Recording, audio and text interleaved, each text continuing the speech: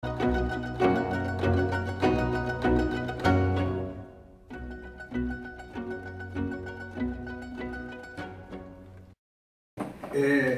século XIII surgiu na França a doutrina das duas verdades, né? O autor dessa doutrina, alguns o negam, mas a maioria o afirma, foi Sigeer de Brabant, de Brabant. Brabant é uma cidade no sul da França, na França meridional. Pois bem, esta teoria, a de Sigeer de Brabant, afirma que pode haver duas verdades contraditórias. Uma, verdade sobrenatural, verdade relativa a Deus, e outra, a verdade descoberta pela razão. E elas podem contradizer-se sem que nenhuma das duas seja, deixe de ser verdadeira. Pois bem, esta tese, de algum modo, influenciou grandemente o que vivemos hoje e que o título da palestra chama A Morte da Inteligência e a Razão contra a Fé. Como veremos, quando a razão se põe contra a fé, ela deixa de ser razão. A razão passa a ser irracional no momento mesmo em que é contra a fé. Mas para que o entendamos, eu lhes peço a paciência de acompanhar-me enquanto me remonto a ninguém menos que Adão e Eva. Pois bem, como venho explicando ao longo das palestras que venho dando aqui, o homem é o único animal que tem de aprender necessariamente tudo o que lhe é necessário para viver de alguém, dos pais, dos amiguinhos, da escola, da sociedade. Tome-se um gatinho recém-nascido, isole-se da mãe e de seus irmãozinhos, dê-se-lhe comida suficiente para que sobreviva, e quando ele atingir a idade adulta, ele miará, ele agirá, ele ronronará, ele fará tudo exatamente como sua mãe, sem sequer ter tido nenhum contato com a mãe, nem com seus irmãos. Faça-se isso com os homens e não se terá um homem, ter-se-á um monstro, um bicho estranho, algo abaixo da própria natureza. Há casos, como o do garoto alemão Caspar Hauser, que era filho bastardo de um nobre, com uma criada, com uma empregada, e por vergonha ou qualquer coisa assim, isolaram-no no celeiro, deram-lhe comida, alimentaram-no, mas não conversavam com ele. Pois bem, quando ele foi encontrado já na puberdade, ele não falava, ele não dizia uma palavra. E pôde aprender, mas a muito custo. A sua capacidade de aprendizado ficou muito diminuta em razão deste isolamento. Pois bem, e no entanto, Deus quis criar o homem e criou. E ao fazê-lo, criou uns primeiros pais que tinham ciência infusa. Adão e Eva. Eles foram criados no estado de justiça original, com ciência infusa. E eles tinham dupla ciência. Uma, a ciência das coisas divinas. E outra, a sabedoria natural. Essas duas coisas estavam perfeitamente postas, dadas em Adão e Eva, para que eles, por isso mesmo, mediante esta ciência que lhe era infusa, pudessem então formar seus pósteros, sua posteridade, sua descendência. Todos sabemos, não vou insistir aqui na história do pecado original e na consequente perda a perda do estado de justiça original, que trouxe para o intelecto humano também uma decadência. A natureza humana inteira decaiu daquele estado magnífico que se chamava estado de justiça original, incluída a própria inteligência. Então, já acompanhamos no próprio relato genésico do Gênesis, nós já acompanhamos ali que esta dupla ciência, a ciência das coisas divinas e a ciência ou sabedoria natural, começavam a divergir. Uns se ocupavam de uma, outros se ocupavam de outra, e mais que isso, cada uma delas, ambas, se iam degradando pouco a pouco e perdendo o vigor científico original de que eram dotados Adão e Eva. Pois bem, já no relato da primeira cidade humana, afundada por Caim e por sua descendência, que é marcada no Gênesis por um impressionante poema satânico, né? Tem a mesma estrutura dos Salmos, a estrutura poética dos Salmos, e, no entanto, é um poema satânico, né? Essa cidade de Caim, de seus descendentes, de Enoque, de Jubal, são cidades, as cidades que nascem daí são cidades em que só existe a ciência, a sabedoria natural. Já não existe nessas cidades o conhecimento, a ciência das coisas divinas. Pois bem, não vou deter-me demasiado na história religiosa, né? Mas pode dizer-se que de pecado em pecado chegamos a Noé, né? E Noé tinha 3 filhos, Sem, Cam e Jafé.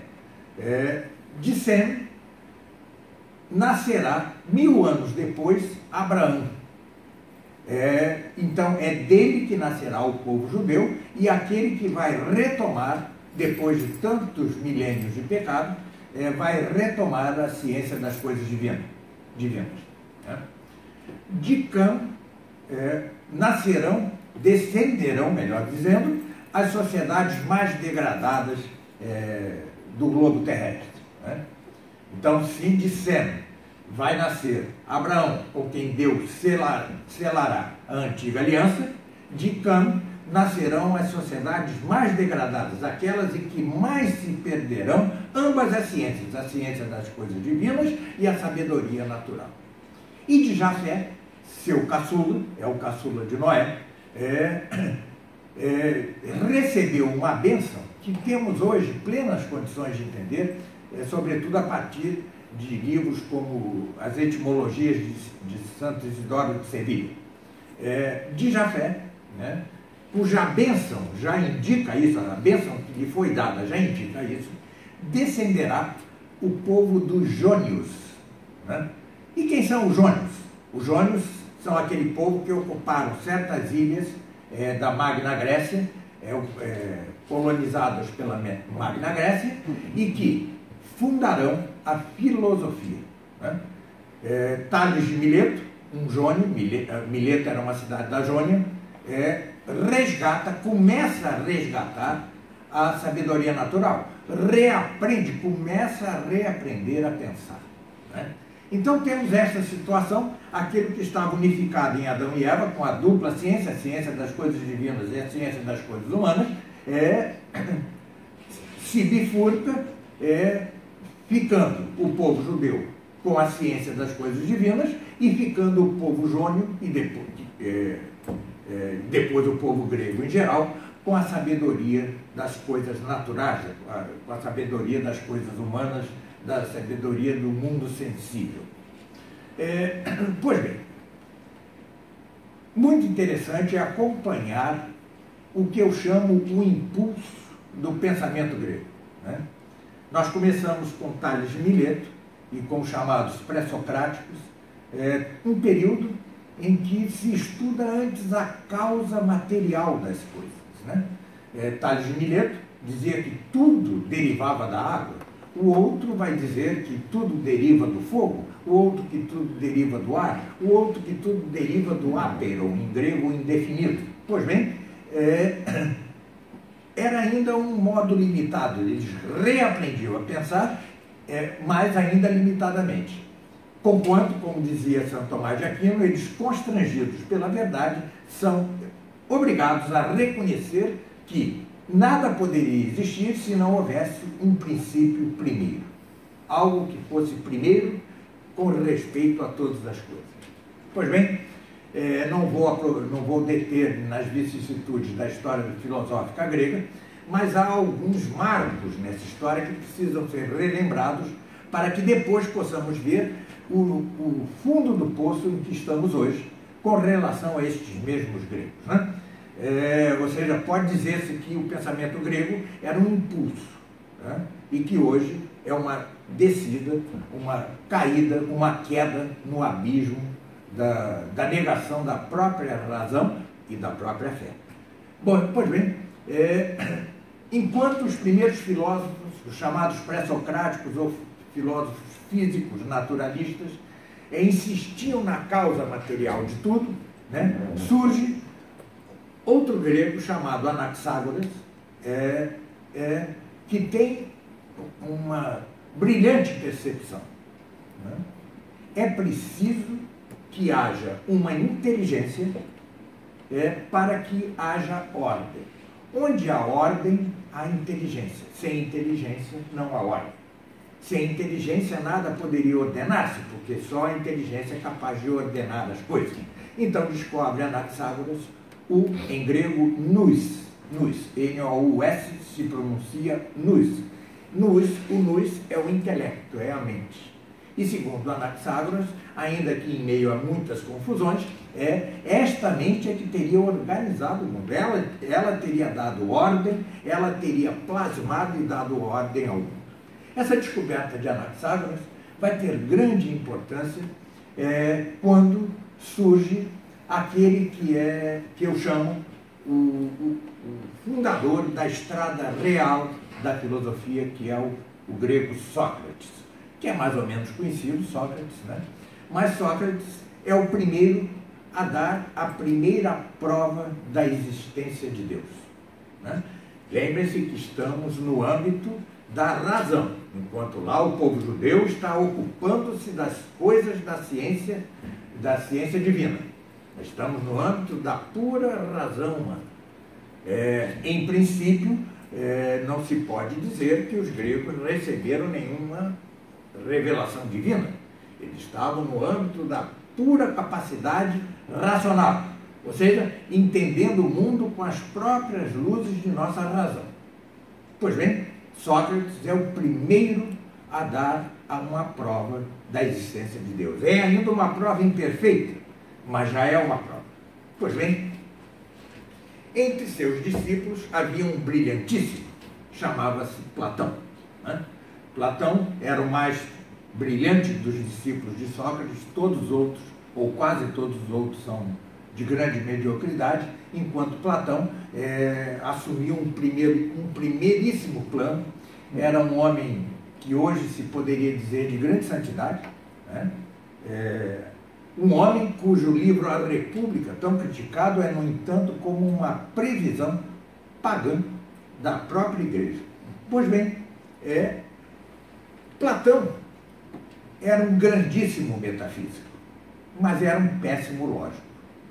Razão porque sua doutrina peca por vários aspectos, que serão corrigidos devidamente agora pelo mais brilhante de seus discípulos, que será Aristóteles. Pois bem, Aristóteles, com suas próprias luzes da razão, sem revelação alguma, vai descobrir o primeiro motor imóvel, né? O primeiro motor imóvel, que é Deus. É preciso que haja um primeiro motor que mova tudo e que não se mova ele mesmo, sob pena de não entendermos e de não poder haver nada do que conhecemos na existência. Pois bem, este mesmo Aristóteles é aquele que diz que a vida feliz humana é a bios theoretikos, ou seja, a vida teorética, a vida contemplativa. Contemplativa de quê? Contemplativa da divindade. E mais que isso, o sábio, como diz Aristóteles, não só deve contemplar a divindade, senão que deve imitar a vida da divindade, né? Atingimos assim com Aristóteles um ápice do pensamento humano, entregue às suas próprias luzes, entregue às suas próprias forças, né? Sem nenhuma revelação, ao contrário do que se ia dando, repito, entre o povo judeu, que era aquele povo de cuja carne nasceria o Messias prometido por Deus mesmo. Pois bem, então estas duas vertentes estão apartadas, né? Uma é a sabedoria, é essas duas vertentes que estavam unificadas, estavam juntas, melhor dizendo, em Adão e Eva e em sua ciência infusa. Agora não. O povo judeu trata das coisas divinas que nossa razão não pode alcançar, né? Enquanto os gregos se ocupavam daquelas coisas que nossa razão por si mesma pode alcançar. Mas vocês já hão de ter visto que os gregos, com suas próprias luzes da razão, alcançam Deus. Alcançam Deus. Então, comecemos por entender que a ciência das coisas divinas, ou seja, aquelas que não podemos alcançar, trata de coisas que racionalmente não podemos entender. Antecipo que Deus seja trino, que haja Santíssima Trindade, isso é inalcançável por nós. Isso não é alcançável. Mas que Ele exista, que Ele seja Criador, que Ele seja o sumo bem, que Ele seja a suma beleza, que Ele seja o dador do ser a todas as criaturas, nossa mesma razão pode alcançar. Claro, Aristóteles não alcançou tudo isso com perfeição. Ele alcançou alturas tão grandes, metafísicas, alturas tão elevadas, que como que desceu correndo porque lhe faltou o ar, né? Faltou capacidade respiratória em tais alturas. E isso se deve à própria decadência da inteligência humana pelo pecado original. Certo? Pois bem, mas como disse em alguma palestra, não sei se ontem ou anteontem, né, Cristo nasceria, viria ao mundo, Deus se encarnaria, a segunda pessoa da Santíssima Trindade, se encarnaria na união hipostática de humanidade e divindade, na pessoa única de Jesus Cristo, num momento histórico preciso. Deus faz tudo convenientemente com aquilo a que se destina a sua ação. Né? Pois bem, convenientemente, Cristo nasce no momento em que concluem três coisas. Primeiro, a formação do povo judeu. Segundo, a formação da filosofia grega. Terceiro, a formação do Estado e do direito romano. Né? Direito romano. Pois bem, nesta confluência nasce Cristo. Estavam dadas as pré-condições para que se reunissem novamente as duas ciências numa só pessoa. Certo? Agora, as duas coisas podem reunir-se outra vez. Bom, naturalmente, a cristandade e seus pensadores, e seus doutores, e seus filósofos, e seus teólogos, não nasce pronta. Né? Repito que Deus faz tudo convenientemente, segundo a natureza daquilo a que se destina a sua ação. Como a ação de Cristo se destina a homens e não a anjos, e porque os homens, ao contrário dos anjos, não têm inteligência intuitiva, senão que têm inteligência racional, histórica, diacrônica. Vejam quanto tempo eu estou perdendo aqui para dizer uma só ideia, certo? Isto é típico de nós. Isso é típico de nós. É típico de uma inteligência que é a ínfima das inteligências que existem. A inteligência divina diz inteligência produtiva, porque ele pensa e produz. A inteligência angélica diz inteligência intuitiva, porque como num lance de olhos, entenderia tudo isso que eu estou tentando dizer aqui em uma hora e pouco. Pois bem, enquanto a inteligência humana, repita-se, é uma inteligência histórica, é uma inteligência temporal, é uma inteligência diacrônica, é uma inteligência racional, justamente enquanto precisa partir do desconhecido para alcançar o conhecido. Pois bem, isto se repete não só em cada um de nós, em cada um dos indivíduos humanos, senão que se repete na própria história humana, ainda a história fundada por Cristo, que é a consumação e o eixo dos tempos. Certo? Ele surge, ele é o eixo dos tempos, tudo se ordena a ele, passado e futuro, mas ele funda algo que necessita do tempo para seu amadurecimento. Refiro-me não à igreja, a igreja é outra coisa, mas refiro-me à doutrina cristã.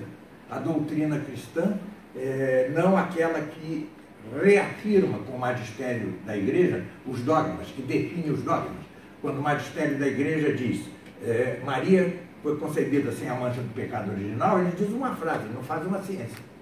Ele está assistido, o magistério está assistido pelo Espírito Santo e diz algo indefectivelmente verdadeiro, infalível. Não estou falando disso.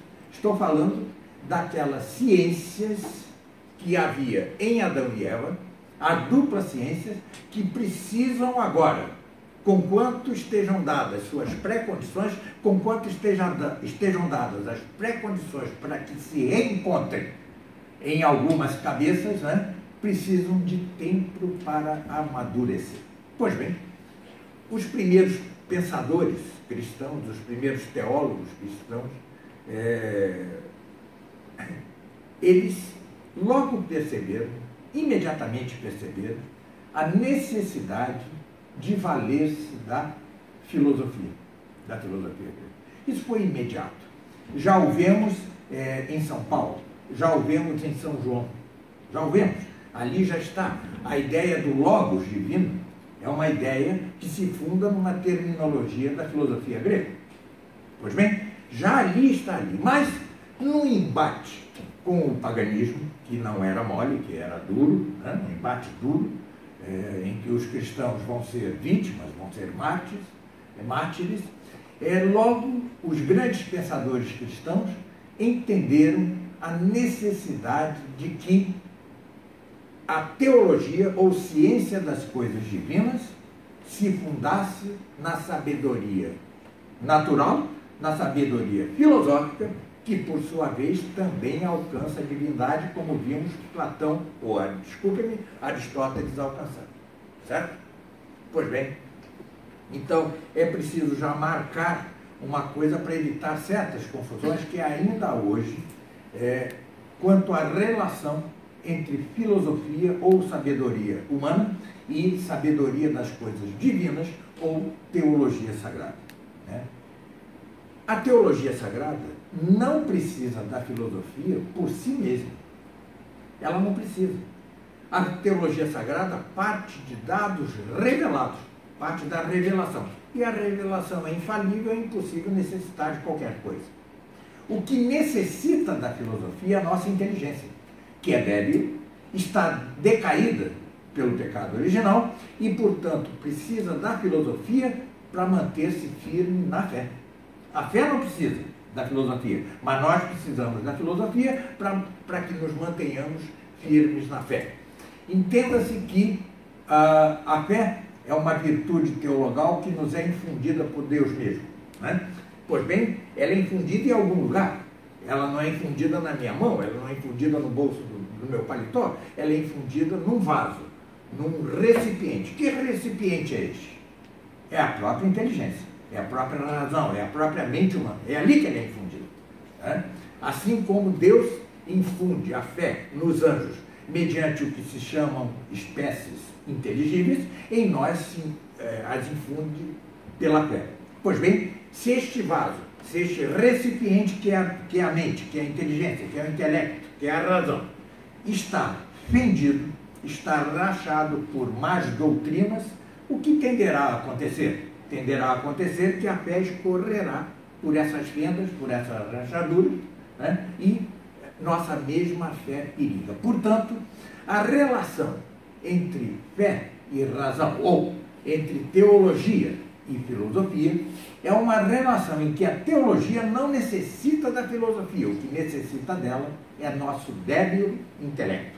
Débil por duas razões. Primeiro, porque é o inferior dos intelectos de Deus para baixo. Dois, porque, ademais, além disso, ele está decaído pelo pecado original. Então, o que nós temos é este quadro. Como conciliar, no entanto, razão e fé, como conciliar teologia sagrada e filosofia, sabedoria natural, racional, perfeitamente. Pois bem, foram vários e vários séculos em que os grandes doutores tentaram fazer. E, para começo, eles não tinham acesso não tinham acesso completo à obra daquele que tinha sido o maior dos filósofos, Aristóteles. Não tinham acesso. As obras de Aristóteles padeceram vicissitudes incríveis, e se foram perdendo, se foram reencontradas, depois de ser reencontrada por um romano chamado Andrônico, né? Perdem-se de novo, vão parar na Síria, são traduzidos ao siríaco, do siríaco vão passar às Arábias, são traduzidos ao árabe, e só em latim só havia poucas obras de Aristóteles. Pois bem, os grandes doutores nossos, os chamados padres apostólicos, e depois a patrística em geral, se fundavam para a sua tentativa de fazer a filosofia e a razão servir a fé e a teologia sagrada, fundavam-se, antes de tudo, nos estoicos, que era já, no entanto, uma corrente filosófica decadente, se considera que antes dele tinha havido Aristóteles e Platão e Sócrates. Logo depois, no entanto, surge o último grande filósofo pagão, que é Plotino, né? que funda o chamado neoplatonismo. Esse neoplatonismo tem um influxo benéfico sobre o pensamento cristão, conquanto o próprio Plotino fosse visceralmente anticristão, né? Apesar disso, o influxo, como ele foi um grande filósofo, o influxo dele foi benéfico. Então nós temos alguns marcos nos primeiros séculos do cristianismo que culminam com Santo Agostinho, né? Quem já teve a oportunidade de ler os Padres Apostólicos, toda a patrística, e quando alcança Santo Agostinho, é como se fosse um salto no abismo, né? É uma diferença impressionante, porque o gênio de Agostinho conseguiu absorver o que de melhor lhe dava o neoplatonismo, conquanto não escapasse às coisas negativas, erradas que esse mesmo neoplatonismo lhe trazia, né? Segundo Santo Tomás, Santo Agostinho levou o seu neoplatonismo, ou seu platonismo, até os limites em que lhe permitia a própria fé. Pois bem, mas o fato é que até mesmo Agostinho, conquanto tem havido coisas impressionantes, por exemplo, São Máximo Confessor, né? Foi um homem que lá longe, né? Lá no Oriente, descobriu que a alma humana é infundida no próprio momento da concepção, né? Ele ainda não tinha os instrumentos científicos que temos hoje, mas ele foi superior ao próprio Santo Tomás de Aquino quanto à questão da concepção humana, quanto à questão da infusão da alma humana. Houve, então, marcos fantásticos ao longo dessa história, né? Houve, em Alexandria, a fundação da Didascalion. Didascalion foi a primeira escola cristã para pagãos, para a conversão de pagãos. E Clemente de Alexandria e outros fundavam ali o chamado sistema das 7 artes liberais, né? Ali é que se fundava esse sistema, que será o sistema educacional por todo o Império Romano, toda a Idade Média, até que seria substituído pela Ratio Studiorum dos jesuítas. Pois bem, então temos que, durante todo esse período, grandes momentos, o momento auge disso que é Santo Agostinho, mas ainda não se conseguiu a perfeita equilíbrio, a perfeita combinação, a perfeita harmonia e a perfeita distinção entre, por um lado, fé e, por outro lado, a razão, entre, por um lado, teologia sagrada, por outro lado, a sabedoria natural ou filosófica. Vejam, trata-se de duas coisas distintas. Então, a primeira coisa que há que fazer é distinguir fé de razão e teologia sagrada de filosofia ou teologia natural. Lembremos, repito, que Aristóteles alcançou a Deus. Teologia é ciência de Deus. Logo, Aristóteles fez teologia, mas fez teologia natural e não aquela teologia que dependia da revelação divina. Pois bem, então a primeira coisa é distingui-las, mas harmonizá-las. Distinguir e harmonizar.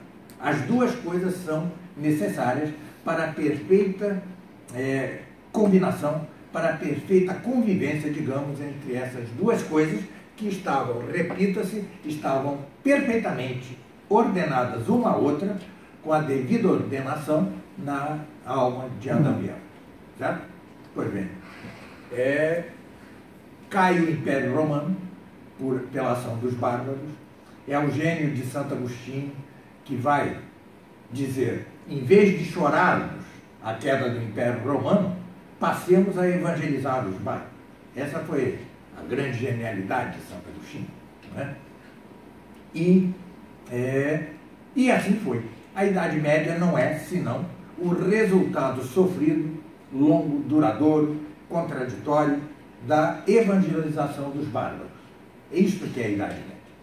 Pois bem, não se trata aqui de dar uma palestra sobre a história, mas há que saber que a Idade Média, com todos os defeitos que tem e tinha, né, se tratasse de uma sociedade sem defeitos, não estaríamos na Terra e sim no céu. Não há na Terra nenhum paraíso. O último paraíso que houve na Terra se perdeu com o pecado original. Então não se trata de idolatrar a Idade Média, mas trata-se sim de considerar que foi o ponto alto da história humana. Foi o ponto a que mais benefícios se alcançou em ordem a diversas coisas, em ordem à fé, em ordem à cristandade, em ordem à própria inteligência. E aquilo que foi plantado pelos padres apostólicos, e aquilo que foi plantado por toda a patrística, e aquilo que foi plantado pelo sistema das 7 artes liberais, vai desenvolver-se a partir de Carlos Magno, do Império Carolíngio, vai desenvolver-se, vai consolidar-se, vai apontar para certo caminho naquilo que hoje conhecemos como escolástico.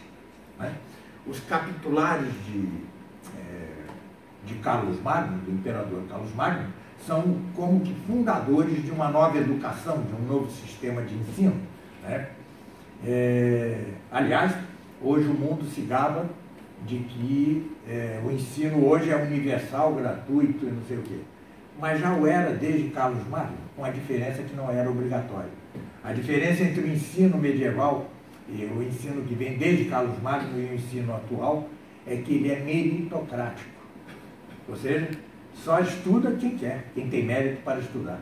Hoje a grande decadência do ensino se deve em grande parte a uma massificação não meritocrática. A uma massificação do ensino pela massificação do ensino para servir de números e estatísticas.